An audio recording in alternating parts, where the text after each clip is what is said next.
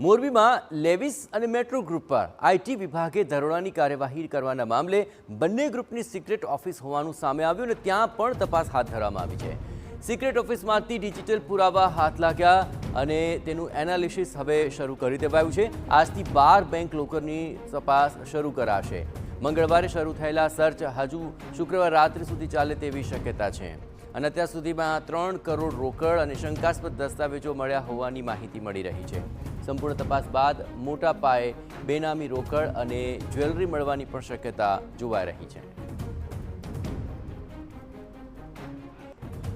વધુ વિગતે વાત કરવા માટે જોડાઈ રહ્યા છે ટીવી9 સંવાદદાતા ભાસ્કર જોશી। ભાસ્કર, તપાસ ચાલી રહી છે, તપાસની અંદર કેવા મહત્વપૂર્ણ ખુલાસા અને કઈ દિશામાં ચાલી રહી છે અન્ય ગતિવિધિઓ?